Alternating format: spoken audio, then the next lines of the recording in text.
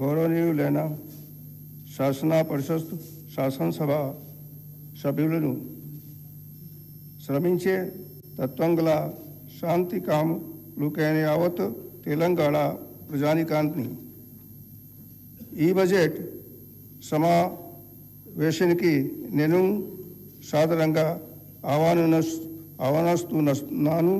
ఓకాంగ్ చరిత్రాత్మక పరిదర్శన దాంట్లో తెలంగాణ ఉండగా మనమందరం సమావేశం అవుతున్నాను. ప్రభుత్వం కేవలం పరిపాలన మాత్రమే కాకుండా ఒక భవిష్యత్తును రూపొందిస్తున్నది. ఇందులో ప్రతి పౌరుడు పురోగతిలో భాగస్వామిగా ఉంటారు. స్వయం పాలన, గౌరవం, న్యాయబద్ధమైన అభివృద్ధి కోసం ప్రజల ఆకాంక్షల ద్వారా ఒక సుదీర్ఘమైన చరిత్రాత్మక పోరాట ఫలితమే తెలంగాణ రాష్ట్ర ఏర్పాటు. రాష్ట్ర అవతరణకు చేసిన త్యాగాలు, విశ్వాసాలను గౌరవిస్తూ ప్రజాపాలన స్ఫూర్తి ద్వారా మార్గదర్శకం పొందుతూ పాలనలో పౌరులను కేంద్ర విధంగా ఉంచడానికి ద్వారా ప్రతి కుటుంబానికి, సమాజంలోని ప్రతి వర్గానికి అభివృద్ధి ప్రయోజనాలు అందేలా చూడడానికి నా ప్రభుత్వం కట్టుబడి ఉంది. ప్రజాపాలన మార్గదర్శక సూత్రాలను నా ప్రభుత్వం దృఢంగా విశ్వసిస్తుంది. అంటే ప్రజా కేంద్రీకృత పరిపాలన. ఇక్కడ ప్రతి విధానం, నిర్ణయం మరియు కార్యాచరణలో ప్రజా సంక్షేమము, న్యాయం, గౌరవం కేంద్రం బిందువుగా ఉంటాయి.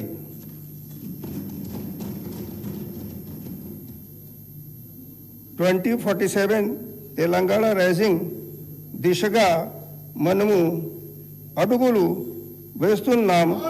సమ్మిళిత వృద్ధి తోకతో ప్రపంచ దిక్సూచిగా మన రాష్ట్రం నిలుస్తుంది అనేది ఈ విజన్. గత సంవత్సర కాలంలో సాహసోపేతమైన సంస్కరణలు, సంక్షేమ పథకాలు అందరికీ అందేలా మనం పటిష్టమైన పునాదులను వేశాం.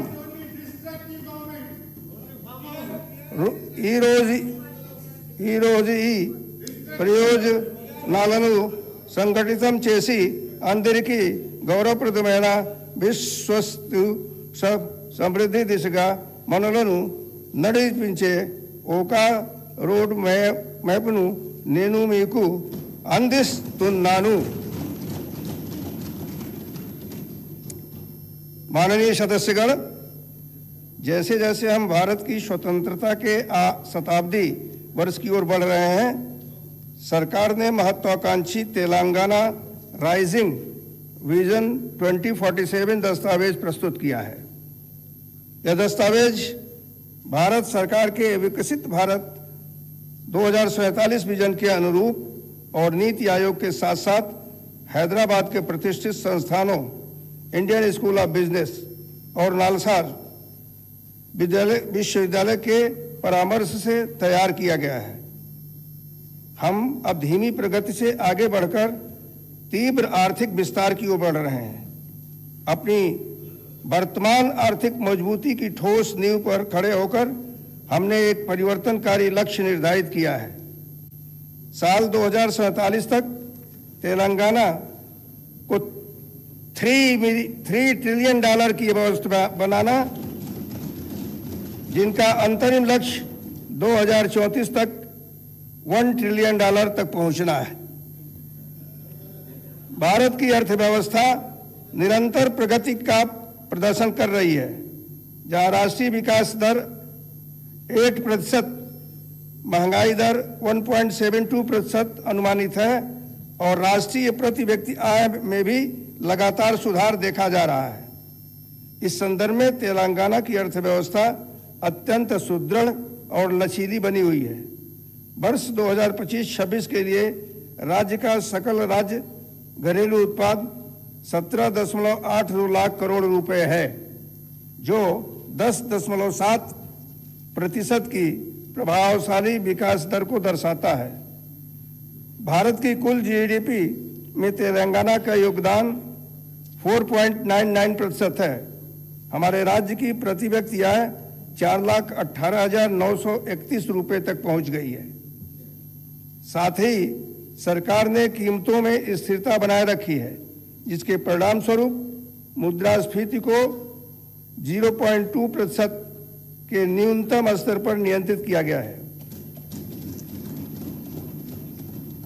पिछले 2 वर्षों के दौरान मेरी सरकार ने राज्य की अर्थव्यवस्था को सुदृढ़ करने के लिए कई केंद्रित और ठोस कदम उठाए हैं। बेहतर सिंचाई सहायता और किसान केंद्रित पहलों के माध्यम से कृषि उत्पादकता में उल्लेखनीय सुधार हुआ है। साथ ही निवेश प्रोत्साहन और ईज ऑफ डूइंग बिजनेस में सुधार के जरिए औद्योगिक विकास को निरंतर बढ़ावा दिया गया है। इसके साथ ही आईटी, व्यापार, पर्यटन और अन्य उभरते क्षेत्रों में वृद्धि के साथ सेवा क्षेत्र का भी विस्तार जारी है। विभिन्न क्षेत्रों में किए गए इन समन्वित प्रयासों ने राज्य की मजबूत और निरंतर आर्थिक प्रगति में महत्वपूर्ण योगदान दिया है। The government has adopted the Cure Pure Rare framework as a polycentric strategy to ensure balance and inclusive development across the state, moving beyond the Hyderabad-centric growth model. Under this approach, the core urban region core will evolve into a net zero, knowledge-driven global hub. The peri-urban region will emerge as a manufacturing and logistic engine, and the rural agri-region will be revitalized through climate-smart agriculture, ecotourism, and food processing, together creating a unified, resilient, and future-ready state economy. We are operationalizing the core urban region economy model to ensure sustainable and equitable growth. Telangana is urbanizing rapidly as urban population in projected to the each 53.8% by 2031. In view of this, recently my government has trifurcated the GHMC into 3 separate identity: Cyberabad Municipal Corporation, Malkajgiri Municipal Corporation, and the reconstituted GHMC. This restructuring of the municipal area will enable closer supervision of civic services, quicker grievances redressal,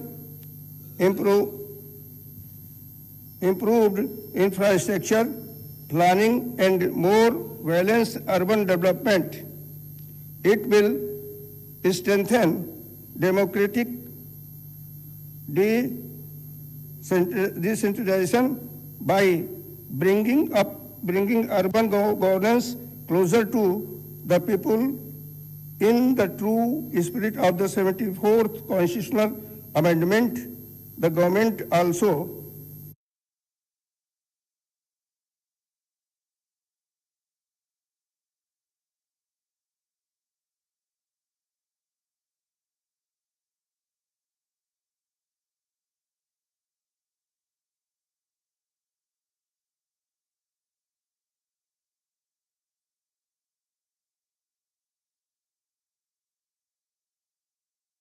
framework including HMWSSB and Hydra.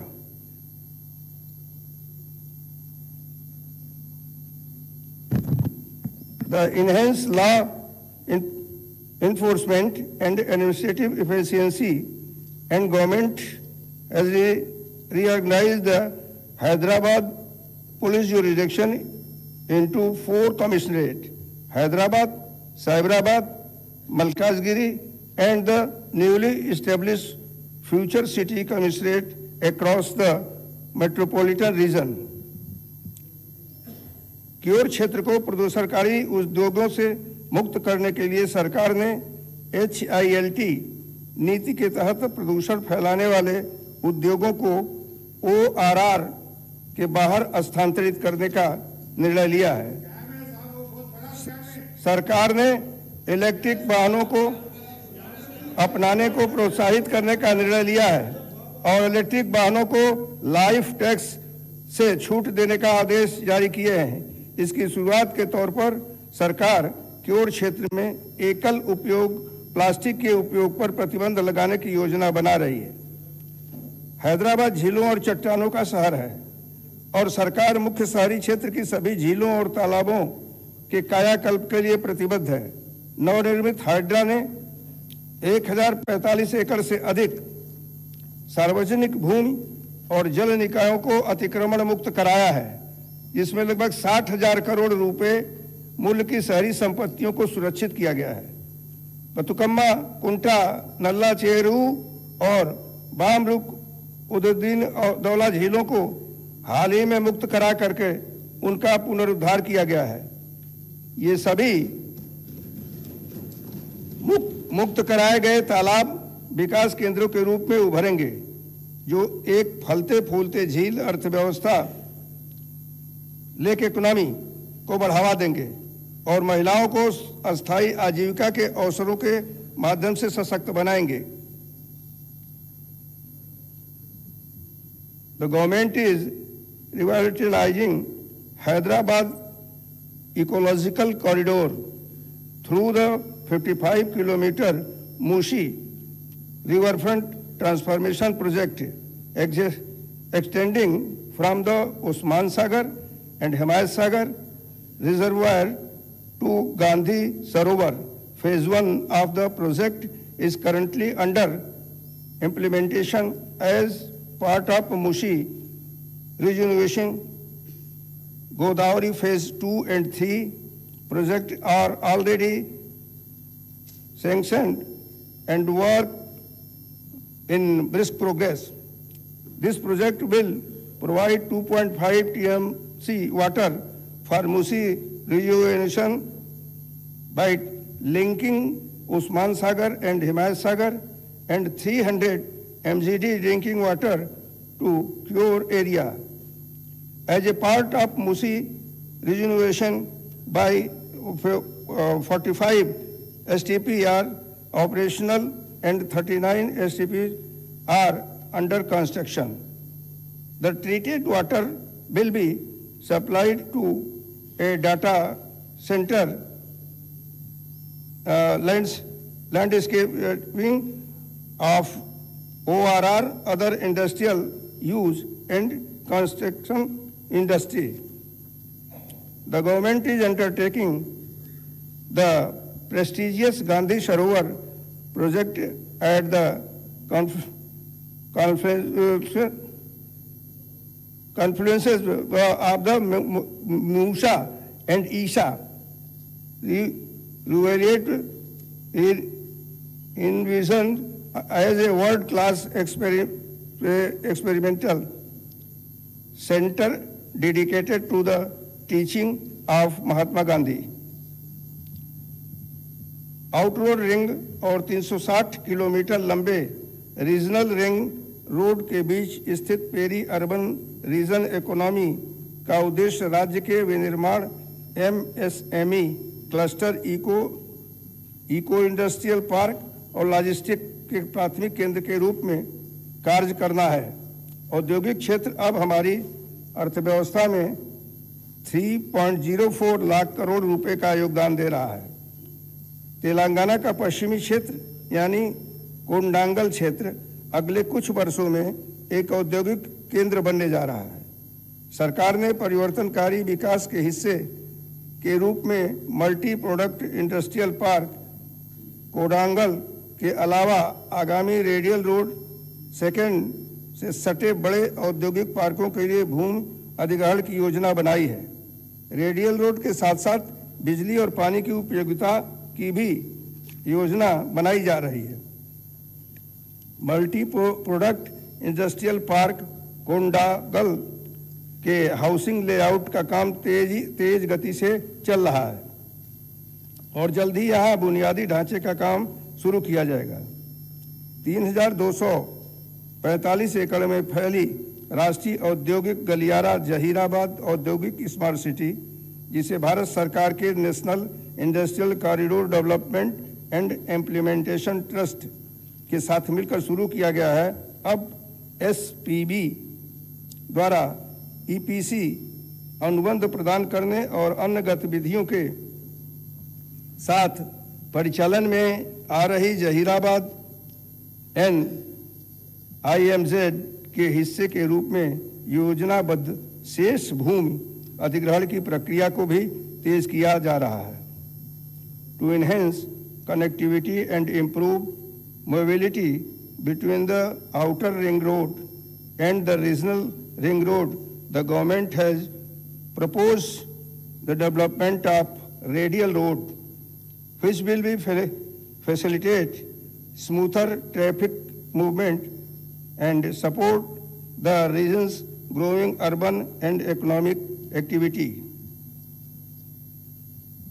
A greenfield Hyderabad-Amravati expressway is being developed from Hyderabad, passing through Future City and Amravati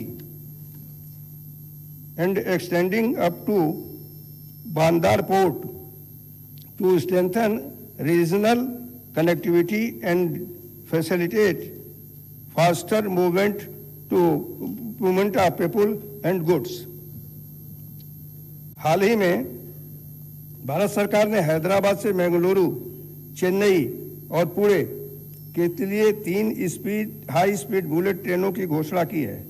सरकार यह सुनिश्चित करने के लिए सभी आवश्यक कदम उठाएगी कि शमशाबाद को बुलेट ट्रेन के एक प्रमुख केंद्र के रूप में विकसित किया जाए, जिससे क्षेत्रीय संपर्क मजबूत होगा और राज्य के आर्थिक विकास को गति मिलेगी।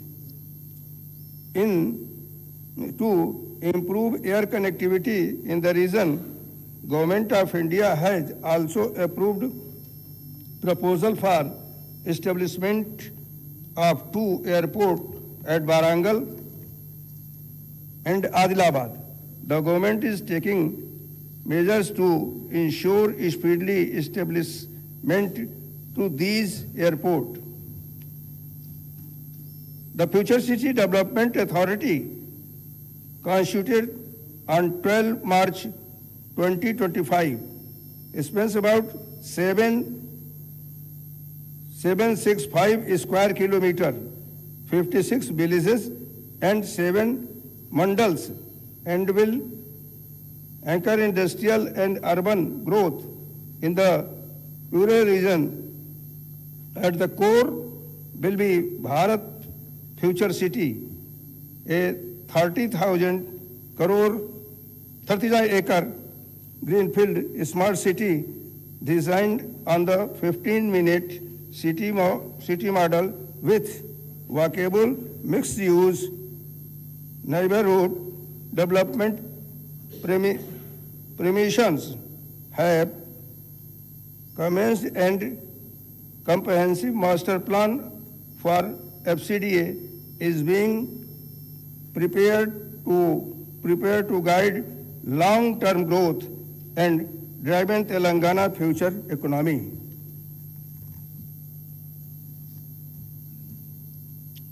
ऊर्जा क्षेत्र में हमारी अनुबंधित क्षमता बढ़कर के 23,187 मेगावाट हो गई है, जिसमें 44.55 हिस्सा सराहनीय रूप से नवीनीकरणीय स्रोतों से आता है।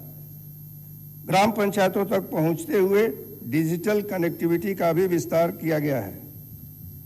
The government is also committed to transforming Telangana into a global hub for innovation, investment and sustainable development. In this direction, the government recently organized the Telangana Rising Global Summit in Hyderabad for 2 days. The summit brought together leading investors, global business leaders and prominent industrialists from various sectors. During the summit,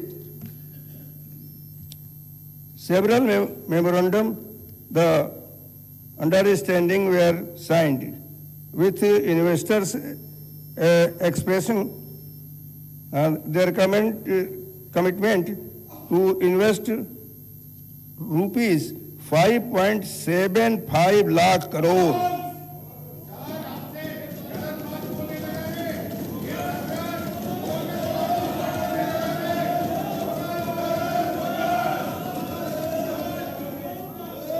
These investments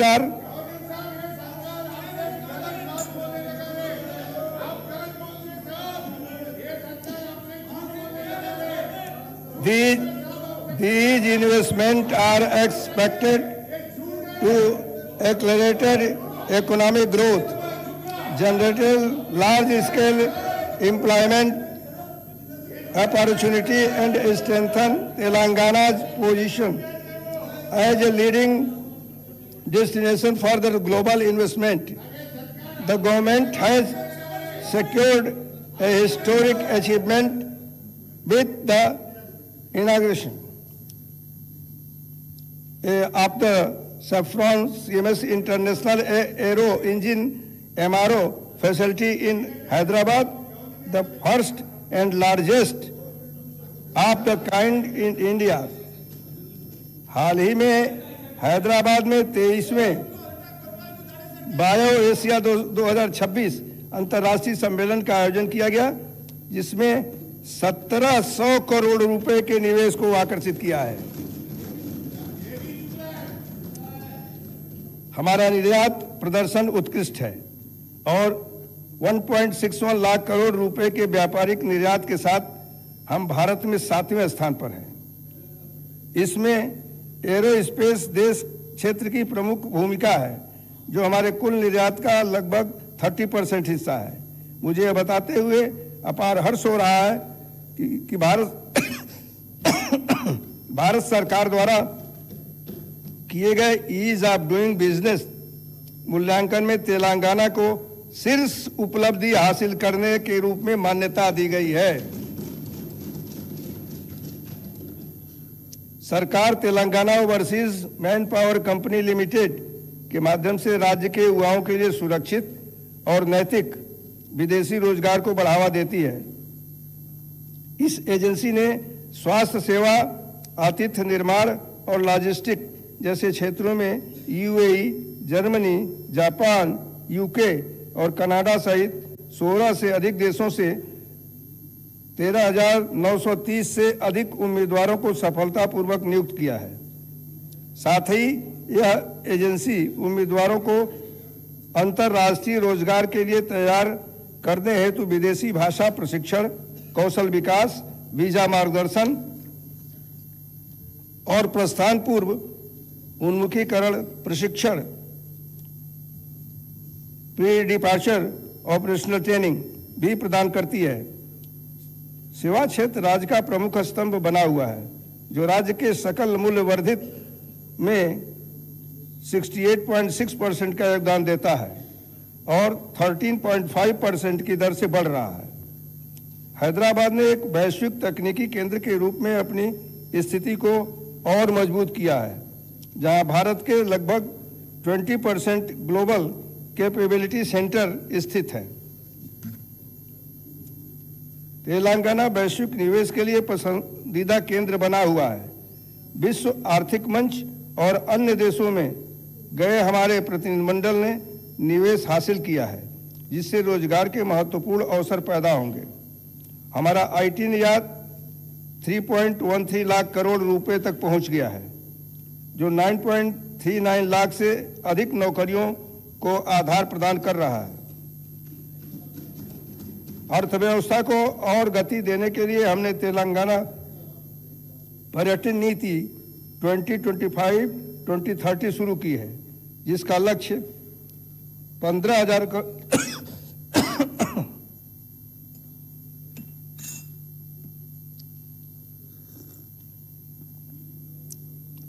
crore रुपए का निवेश और 3 लाख नौकरियों का सृजन करना है।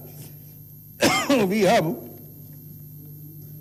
समावेशिता को बढ़ावा देना जारी रखे हुए हैं, जो सभी 33 जिलों में 700 से अधिक महिला उद्यमियों को सहायता प्रदान कर रहा है।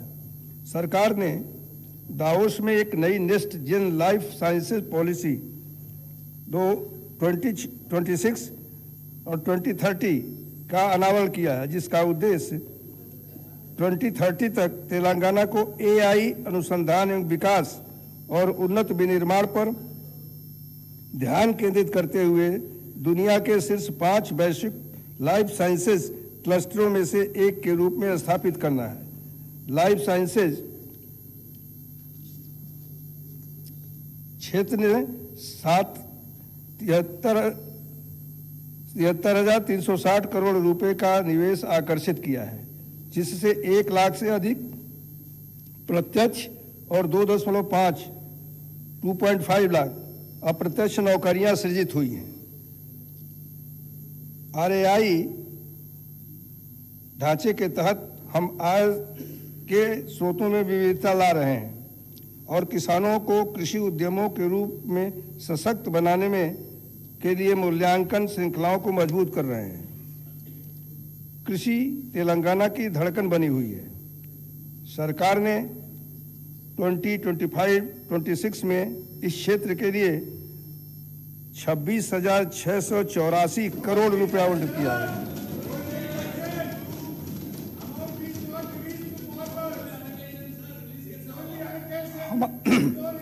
हमारा खाद्यान्न उत्पादन रिकॉर्ड 236.87 लाख मीट्रिक टन पहुंच गया है, जिसमें धान, मक्का और कपास का वर्चस्व कायम है।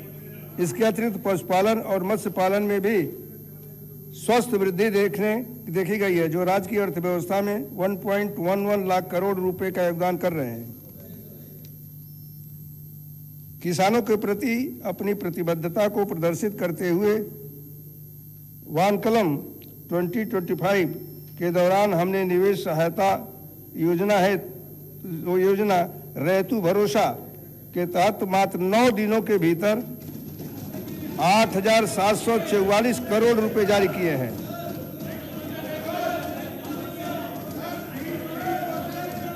इसके अलावा किसानों के लिए लाभकारी मूल्य सुनिश्चित करने के लिए सरकार ने 71.86 लाख टन धान की खरीद की है, जो अब तक की सबसे अधिक खरीद है।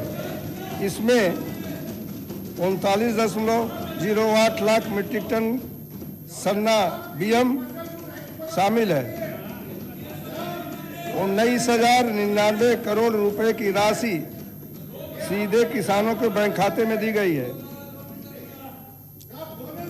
कृषि को लाभदायक बनाने के लिए हमने सन्न रकम धान के लिए 500 रुपये प्रति क्विंटल का बोनस जारी किया है, जिससे लाखों किसानों को लाभ हो रहा है और चावल की उत्कृष्ट किस्म की खेती को बढ़ावा मिला है।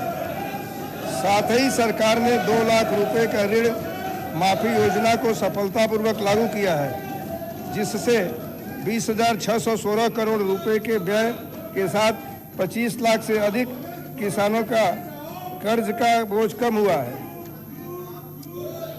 सरकार पारंपरिक बिजली के पंप सेटों को सौर ऊर्जा संचालित पंप सेटों में बदलने का लिए कदम उठा रही है। यह पहल संधारणीय ऊर्जा सस्टेनेबल एनर्जी के प्रयोग को बढ़ावा देने के साथ साथ किसानों को विश्वसनीय और पर्यावरण की अनुकूल सिंचाई सुविधा प्रदान करने में सहायता करेगी। भूमि संबंधी मुद्दों के अस्थायी समाधान के लिए सरकार ने तेलंगाना भू भारती अधिनियम 2025 लागू किया है, जिसके तहत एक अद्वितीय भू आधार भूमि पहचान प्रणाली शुरू की गई है। जमीनी स्तर पर भूमि प्रशासन को मजबूत करने के लिए विभिन्न स्तरों को 8,900 कर्मचारियों को तैनात किया गया है, जिसमें 5,010 ग्राम पालन अधिकारी और 3,520 लाइसेंस प्राप्त सर्वेक्षक शामिल हैं। यह पहल किसानों की समस्याओं के समाधान और भूमि संबंधी शिकायतों के त्वरित निपटारे में मदद करेगी। इस वर्ष 3.76 लाख नए पट्टादार पासबुक जारी किए गए हैं। भू भारती अधिनियम की परिकल्पना के अनुसार किसानों की सुविधा के लिए पंजीकरण, राजस्व और सर्वेक्षण गतिविधियों को एक ही प्लेटफॉर्म पर लाया जा रहा है। मेरी सरकार सिंचाई क्षेत्र को सर्वोच्च प्राथमिकता देती है और कृष्णा तथा गोदावरी नदियों के पानी के बंटवारे में राज्य के हितों की रक्षा के लिए सभी मंचों पर दृढ़ता से हर संभव उपाय कर रही है। 2004 से जलमग्न के तहत शुरू की गई लंबे समय से लंबित परियोजनाओं और 2014 एवं 2015 में शुरू की गई कुछ परियोजनाओं को पूरा करने के लिए सरकार ने अगले कुछ महीनों में लंबित भूमि अधिग्रहण और R&R को पूरा करने का निर्णय लिया है। सरकार का लक्ष्य अगले 3 वर्षों में सभी चल रही सिंचाई परियोजनाओं को पूरा करना है। आने वाले 3 वर्षों में इन सभी परियोजनाओं पर ध्यान केंद्रित करके एक बड़ा आयकट विकसित किया जाएगा। सरकार सिंचाई में निरंतर निवेश, वैज्ञानिक नवाचार और बाजार संपर्क के माध्यम से कृषि को मजबूत करने के लिए दृढ़ संकल्पित है, ताकि तेलंगाना के किसान न केवल चुनौतियों का सामना कर सकें बल्कि समृद्ध भी हों।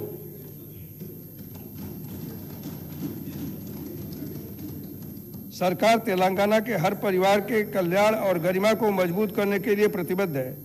बीते वर्षों में राज्य के कई पात्र परिवार नए राशन कार्ड की प्रतीक्षा कर रहे थे। मुझे आज यह बताते हुए अत्यंत प्रसन्नता हो रही है कि उनकी वर्षों पुरानी यह प्रतीक्षा और आकांक्षा पूरी हो चुकी है। सरकार ने पूरे राज्य में 15.12 लाख नए राशन कार्ड जारी किए हैं।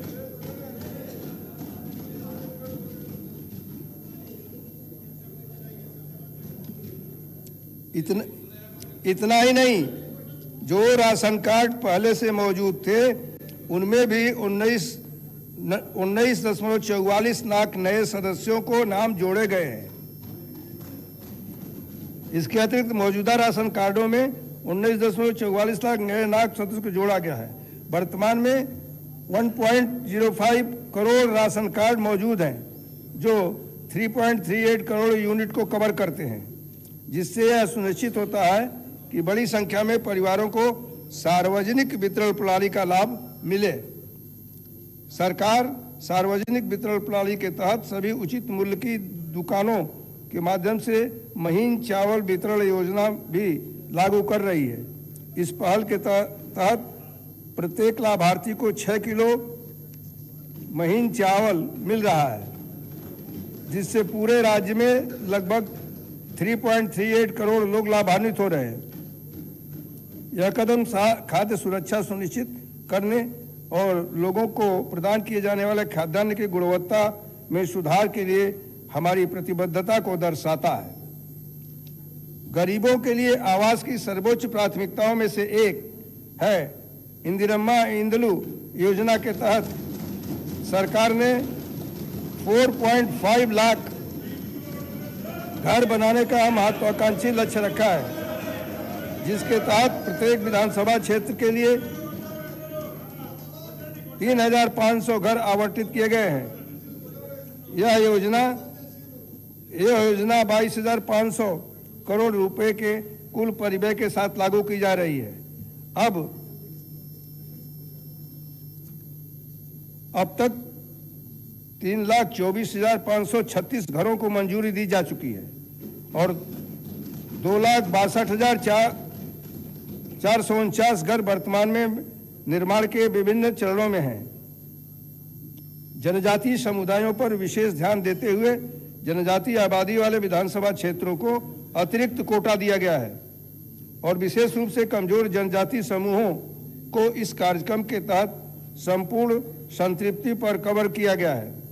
निर्माण की प्रगति में सहायता के लिए सरकार विभिन्न चरणों में पूरे हुए घरों के लिए पहले ही 5,73,84 करोड़ रुपए जारी कर चुकी है। मनरेगा के माध्यम से हमने 6.52 करोड़ मानव दिवस का रोजगार सृजित किया है। महिला सशक्तिकरण हमारी ग्रामीण राजनीति के केंद्र में है। इंदिरा महिला शक्ति पहल के माध्यम से स्वयं सहायता समूहों को उद्यमियों के रूप में बदला जा रहा है, जो सौर ऊर्जा संयंत्रों से लेकर के कैंटीन तक विभिन्न उद्यमों का प्रबंधन कर रहे हैं। इस रणनीतिक हस्तक्षेप का उद्देश्य ग्रामीण महिलाओं की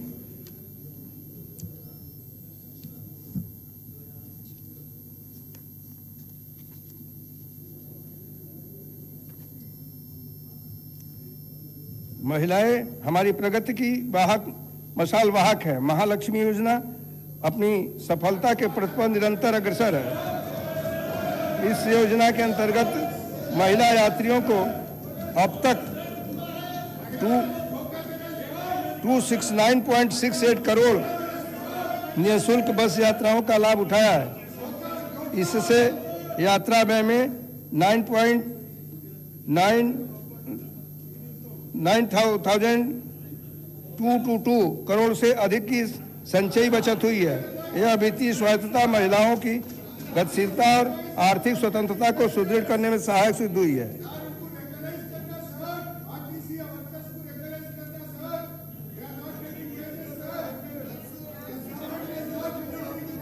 महालक्ष्मी योजना में सब्सिडी वाले एलपीजी सिलेंडर कार्यक्रम भी शामिल हैं, जो 42.90 लाख पात्र परिवारों को लाभान्वित करता है और स्वच्छ ऊर्जा के उपयोग को बढ़ावा देता है। गृह ज्योति योजना के तहत गरीब परिवारों को 200 यूनिट तक मुफ्त बिजली की आपूर्ति की जा रही है। इस योजना के तहत 53.09 लाख परिवार लाभ उठा रहे हैं। अब तक सरकार 3,900.54 करोड़ रुपए खर्च कर चुकी है और 10.97 करोड़ शून्य बिल जारी किए गए हैं। तेलंगाना ने 67 लाख सदस्यों के साथ महिला स्वयं सहायता समूहों का एक मजबूत नेटवर्क तैयार किया है। शहरी क्षेत्रों में इस सशक्त नेटवर्क का और अधिक विस्तार करने के लिए मेपमा और सर्प को एक एकीकृत संरचना के तहत लाया गया है। इससे कोटि महिला कोली स्वरलू यानी 1 करोड़ महिला करोड़पति के दूरदर्शी नारे के तहत 1 करोड़ महिलाओं को करोड़पति बनाने के उद्देश्य से को प्राप्त करने में मदद मिलेगी। सरकार ने 1 करोड़ महिला उद्यमी तैयार करने का एक महत्वाकांक्षी लक्ष्य रखा है। नवीन पहलों में स्वयं सहायता समूहों द्वारा प्रबंधित और ऊर्जा संयंत्रों की स्थापना, अम्मा आदर्श पाठशाला के रखरखाव का प्रबंधन सौंपना और स्कूल यूनिफॉर्म मिलने का कार्य महिला समूहों को सौंपना शामिल है। इसके अतिरिक्त हम 10 जिलों में मौजूद भवनों के अलावा 22 जिलों में इंदिरा महिला शक्ति भवन स्थापित कर रहे हैं, जो महिला सशक्तिकरण के लिए वन स्टॉप सुविधा केंद्रों के रूप में कार्य करेंगे। सरकार ने महिलाओं के आर्थिक सशक्तिकरण के लिए इंदिरा महिला शक्ति बाजार जैसे परिवर्तनकारी मंच तैयार किए हैं। शिल्परामम के पास स्थित इस 106 दुकानों के परिसर ने ग्रामीण कारीगरों को शहरी और वैश्विक बाजारों से जोड़ा है, जिससे स्वयं सहायता समूहों के उत्पादों की कुल 768 लाख रुपए की बिक्री हुई है। साथ ही स्वयं सहायता समूहों द्वारा 600 आरटीसी बसों की खरीद के लिए वित्त पोषण किया गया है, जिन्हें जीटीएस आरटीसी को किराए पर दिया जाएगा।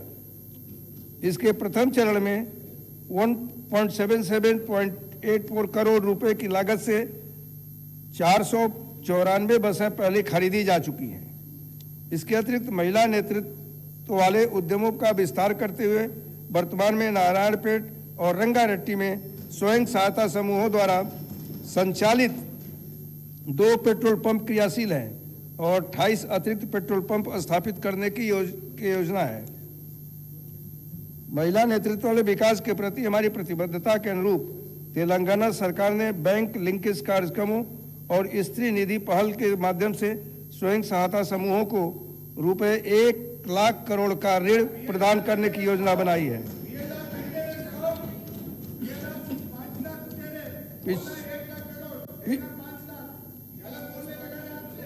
पिछले 2 वर्षों में फरवरी 2026 के अंत तक 57,000 करोड़ से अधिक का ऋण वितरित किया जा चुका है। इस महत्वपूर्ण वित्तीय सहायता से तेलंगाना के ग्रामीण क्षेत्रों में गैर कृषि क्षेत्रों में 8,086.51 करोड़ के आर्थिक मूल्य के साथ साथ 4.70 लाख से अधिक सूक्ष्म उद्यमों का सृजन हुआ है।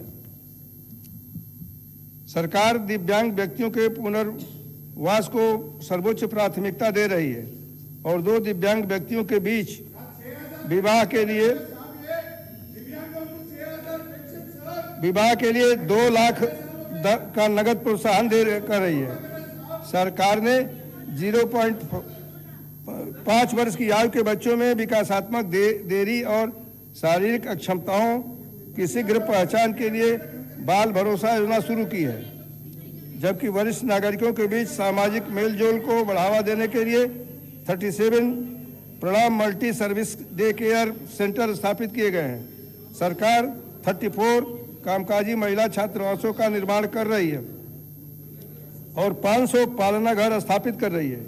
इसके अतिरिक्त मुख्यमंत्री सहायता कोष के माध्यम से पिछले 2 वर्षों में 4,37,086 लाभार्थियों को सहायता प्रदान की गई है।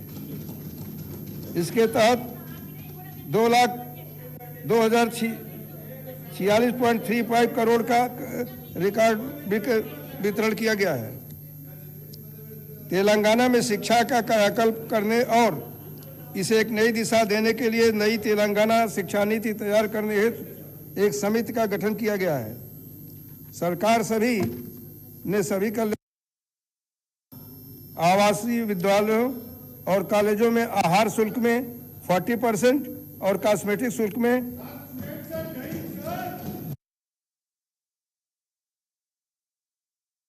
उच्च प्राथमिक स्तर पर कक्षाओं में 1.1 का नामांकन हासिल किया है। अम्मा आदर्श पाठशाला समितियों ने 706 करोड़ की लागत वाले बुनियादी ढांचा कार्यों को सफलतापूर्वक पूरा किया है।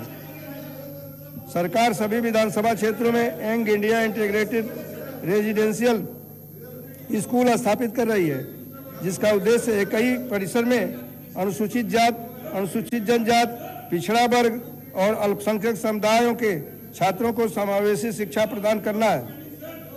हाल ही में भारत सरकार ने बुनियादी ढांचे के उन्नयन के लिए एशियाई अवसंरचना निवेश बैंक से 4,903.44 करोड़ रुपए और यंग इंडिया एकीकृत आवासीय विद्यालयों के लिए एशियाई विकास बैंक से 4,094 करोड़ रुपए की बाहरी सहायता प्राप्त करने के लिए तेलंगाना सरकार के प्रस्ताव पर अपनी सहमति दे दी है।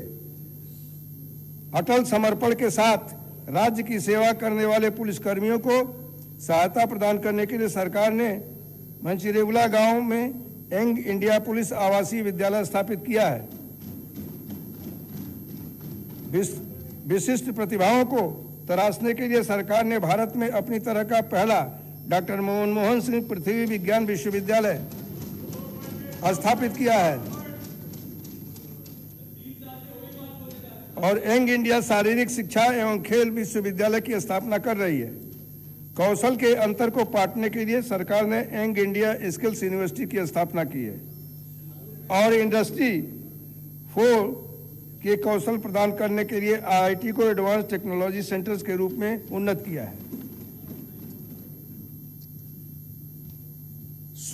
स्वस्थ तेलंगाना के महत्वाकांक्षी तेलंगाना राइजिंग 2047 विजन को साकार करने और मातृ मृत्यु अनुपात को 6 से नीचे और शिशु मृत्यु दर को 7 से नीचे लाने जैसे परिवर्तनकारी लक्ष्यों को प्राप्त करने के लिए राज्य अपने नैदानिकी और डिजिटल स्वास्थ्य सेवा बुनियादी ढांचे का विस्तार कर रहा है। हम उपचारात्मक से निवारक स्वास्थ्य देखभाल मॉडल की ओर बढ़ रहे हैं, जिसका लक्ष्य 2047 तक स्वास्थ्य व्यय को GSDP के 8% तक बढ़ाना है। हमारे प्रयास मातृ मृत्यु अनुपात में 43 और शिशु मृत्यु दर में 18 की भारी गिरावट में स्पष्ट रूप से दिखाई देते हैं, जो कि 88 और 25, 88 और 25 के अखिल भारतीय मूल्यों से काफी कम है। जनसांख्यिकी स्वरूप और लोकतांत्रिक संस्थानों में भागीदारों को सुदृढ़ करने के उद्देश्य से सरकार ने स्थानीय निकाय चुनाव लड़ने के लिए 2 बच्चों की अनिवार्यता की शर्त को समाप्त कर दिया है। सरकार राज्य में वारंगल हेल्थ सिटी, संतनगर अलवाल और LB नगर में तेलंगाना आयुर्विज्ञान संस्थान के निर्माण, निम्स के विस्तार, उस्मानिया सामान्य अस्पताल के नए परिसर और 17 नए चिकित्सा महाविद्यालयों के निर्माण के माध्यम से स्वास्थ्य बुनियादी ढांचे के सृजन और उन्नयन पर लगभग 11,000 करोड़ खर्च कर रही है। इन सुविधाओं को इसी वर्ष के अंत तक क्रियाशील बनाने के लिए कदम उठाए जा रहे हैं। तेलंगाना के सभी गरीबी रेखा के नीचे रहने वाले परिवारों के लिए राजीव आरोग्य श्री योजना के तहत मिलने वाले कवरेज को ₹5 लाख से बढ़ा करके ₹10 लाख प्रति परिवार कर दिया गया है। यह कदम सार्वभौमिक स्वास्थ्य कवरेज प्राप्त करने के लिए प्रति सरकार की प्रतिबद्धता को और अधिक सुदृढ़ करता है। जैसा कि महात्मा गांधी ने सटीक रूप से कहा था कि भारत की आत्मा गांव में बसती है, इसी भावना के अनुरूप सरकार ने हाल ही में ग्रामीण और शहरी दोनों क्षेत्रों में स्थानीय निकाय चुनाव शांतिपूर्ण और सुव्यवस्थित ढंग से संपन्न कराए हैं। ये चुनाव लोकतांत्रिक संस्थानों को सुदृढ़ करने और जमीनी स्तर पर सहभागी शासन को गहरा करने की दिशा में एक महत्वपूर्ण कदम है। मैं सभी 1,15,000 नवनिर्वाचित प्रतिनिधियों को बधाई देता हूं और जनता की सेवा में उनके सफल और संतोषजनक कार्यकाल को कामना करता हूं।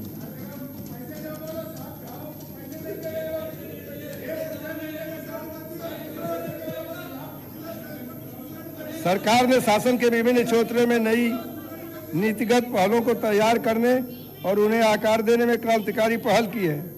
शासन को पुनर्जीवित करने के हिस्से के रूप में सरकार ने पिछले 2 वर्षों के भीतर निम्नलिखित नीतियां जारी की है। इंदिरा महिला शक्ति नीति, तेलंगाना पर्यटन नीति 2025, कैबिनेट द्वारा अनुमोदित खेल नीति, तेलंगाना राइजिंग 2047 नीति, हैदराबाद औद्योगिक भूमि रूपांतरण नीति, स्वच्छ और हरित ऊर्जा नीति, MSME नीति, लाइफ साइंस नीति। इन नीतियों ने इन क्षेत्रों को नई गति दी है और उनमें गतिशीलता पैदा की है। केंद्रित प्रशासनिक और विकासात्मक पहलों के माध्यम से शासन को जनता के करीब लाने के लिए प्रजा पालना प्रगति प्रणाली का एक 99 दिवसीय कार्य योजना शुरू की गई है। इस कार्यक्रम में विशेष स्वच्छता अभियान, लंबित फाइलों का तेजी से निपटान और पूरे राज्य में बहुक्षेत्रीय विकास गतिविधियों का कार्यान्वयन शामिल है। इसे कृषि, स्वास्थ्य, शिक्षा और सड़क सुरक्षा जैसे प्रमुख क्षेत्रों को कवर करने वाले 10 विषयक सप्ताहों के आधार पर व्यवस्थित किया गया है। निर्वाचित प्रतिनिधियों, जिला अधिकारियों, स्वयं सहायता समूह की महिला और नागरिक समाज संगठनों को शामिल करके यह पहल नागरिक सरकार की साझेदारी को मजबूत करती है और जमीनी स्तर पर सहभागी शासन को बढ़ावा देती है। सरकार प्रजावाणी कार्यक्रम में जनता की शिकायतों के निवारण के लिए सर्वोच्च प्राथमिकता दे रही है। अब तक जनता की ओर से 64,697 याचिकाएं दर्ज की गई हैं, जिनमें 47,670 का समाधान एक पारदर्शी डिजिटल ट्रैकिंग प्रणाली के माध्यम से किया जा चुका है।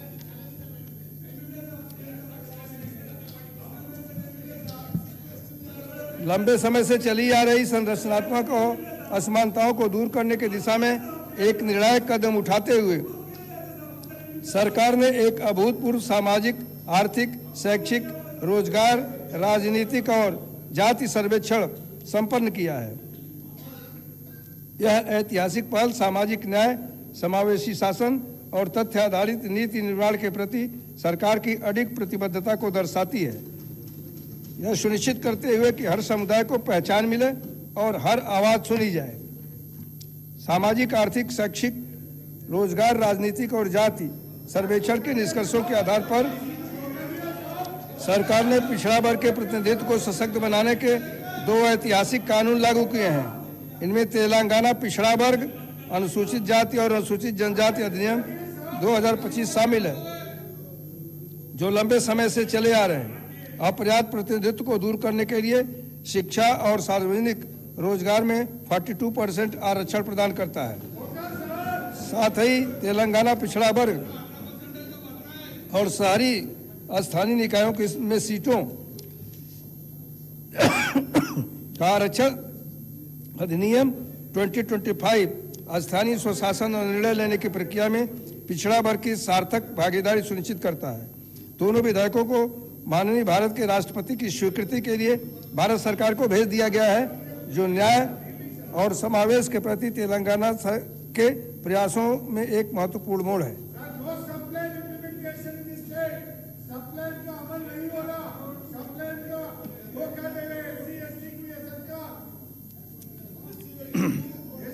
सरकार ने सामाजिक न्याय की दिशा में एक ऐतिहासिक कदम उठाते हुए अवसरों तक पहुंच सुनिश्चित करने के लिए 59 अनुसूचित जातियों को विशिष्ट आरक्षण प्रतिशत के साथ 3 समूहों में उपवर्गीकृत करने हेतु एक कानून पारित किया है। सरकार राज्य की नशीली दवाओं के खतरे से मुक्त करने के लिए दृढ़ संकल्पित है और इस समस्या से कड़ाई से निपटने के लिए eagle elite action group for drug law enforcement का गठन किया है। ईगल को लगभग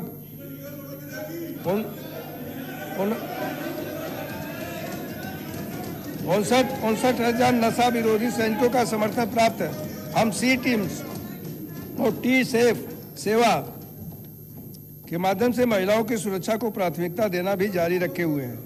सरकार ने पारदर्शिता और दक्षता सुनिश्चित करने के लिए तेलंगाना लोक सेवा आयोग और अन्य भर्ती बोर्डों में व्यापक सुधार करके भर्ती तंत्र को पुनर्जीवित किया है और इस प्रकार एक रिकॉर्ड अवधि के भीतर 67,763 पदों को भरने का मार्ग प्रशस्त हुआ है।